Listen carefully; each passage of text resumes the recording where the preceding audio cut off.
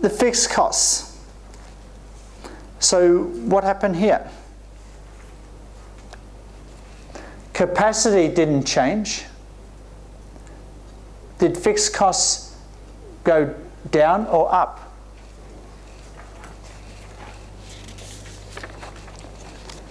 Did fixed costs go down or up?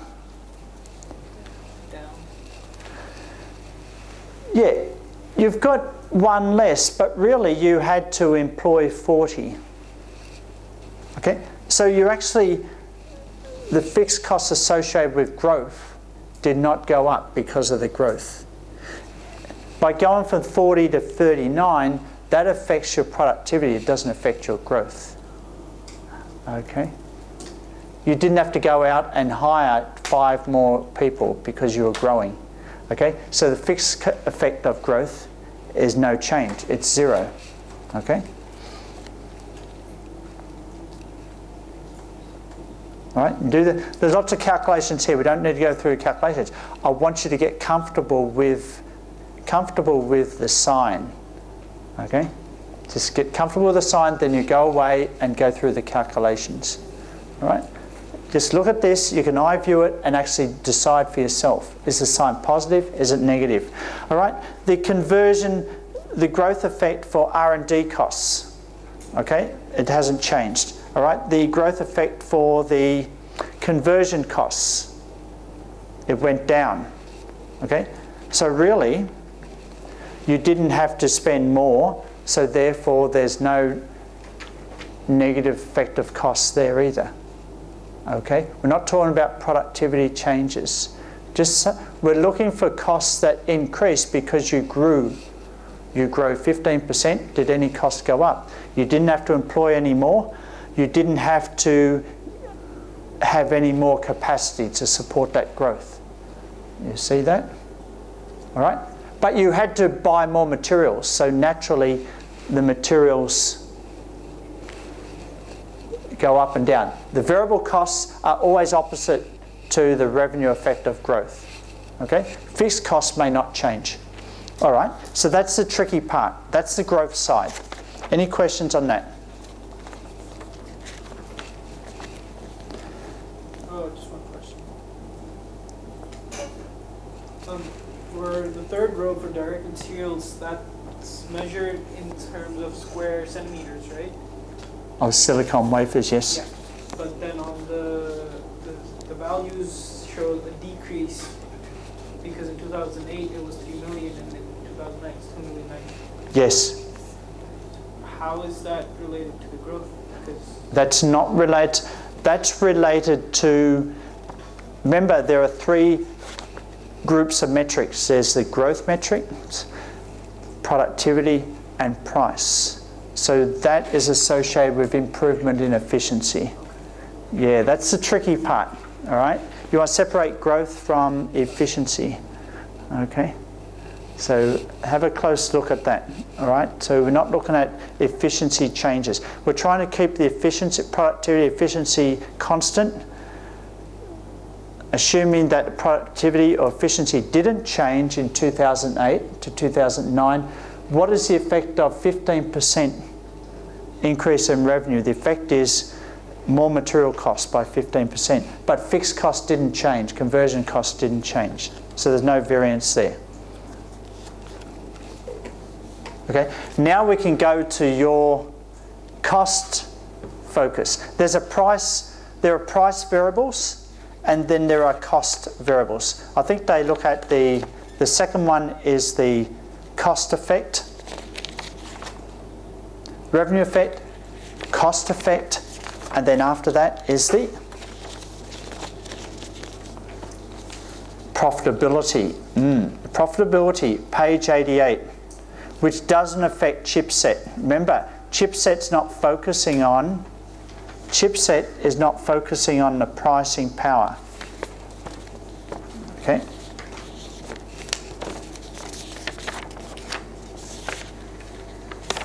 Okay? Without getting to the formulas, let's focus on here. Let's have a look at the three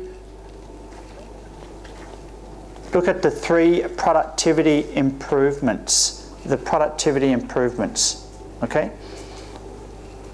The first productivity improvement is we used to use 3 million, now we only needed 2,900,000. So is that positive or negative? That's an improvement, so that variance will be positive. Okay?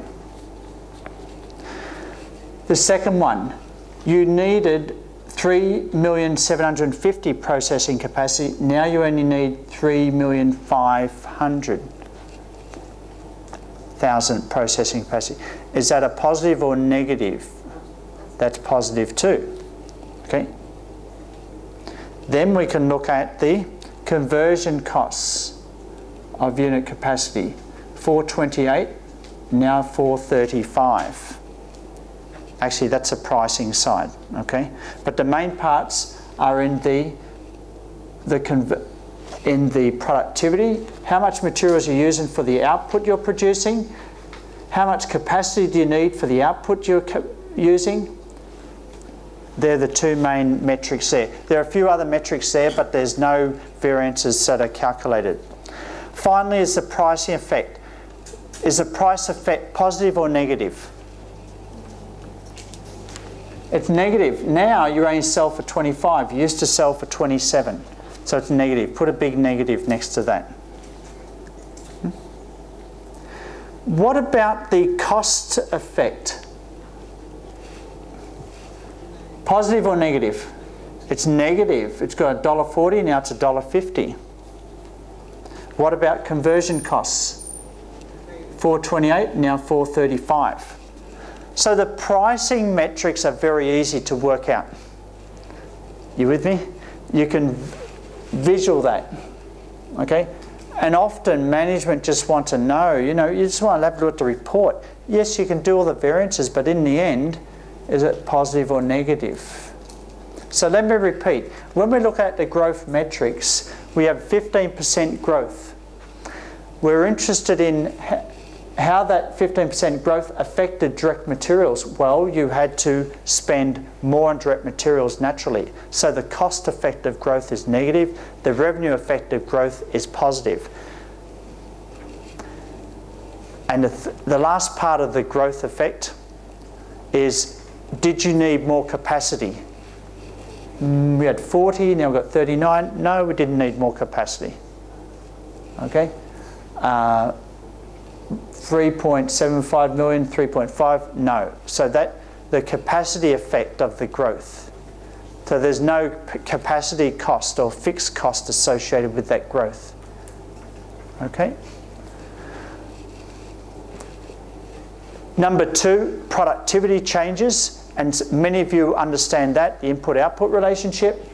Productivity has improved. You actually have less inputs for the more outputs, so productivity is improved here. Same with conversion costs, less conversion costs for the more output. So the productivity improvements are there. Finally, the price variances, are they positive or negative? How do you know? 27, 25, negative.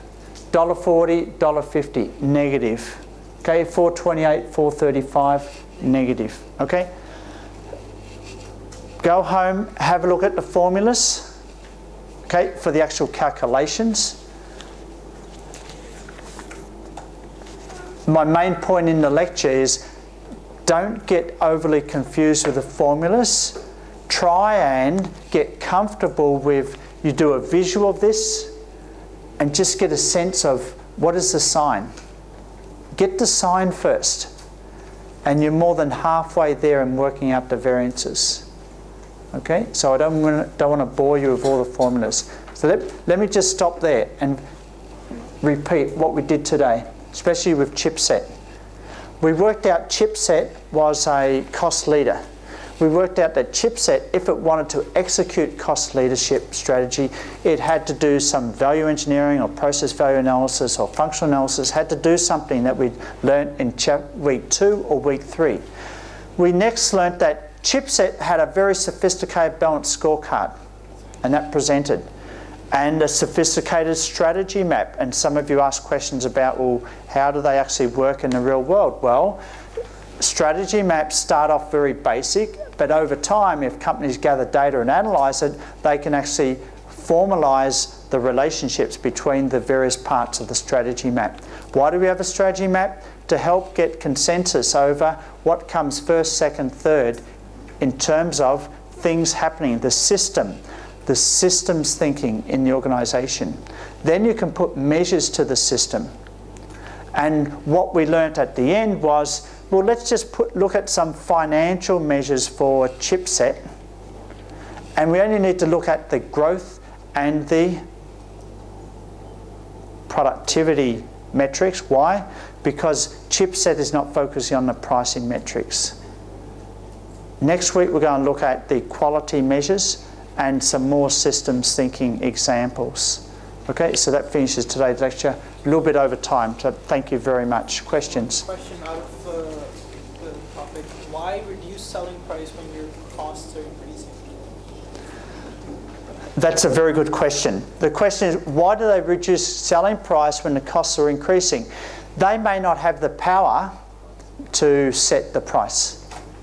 And that's very real in the electronics industry. The big buyers have a lot of power to dictate price. Like HTC, costs down every quarter, 5%. That's a norm across a lot of sectors in electronics industry. But good question. Yeah. More questions? Okay. Let me repeat. You know where my office is, so if you've got any other questions, you can phone me, you can email. So any questions about anything, don't hesitate to contact me. The book will be available in the bookshop tomorrow, so make sure you go and purchase it, please. Thank you. Okay.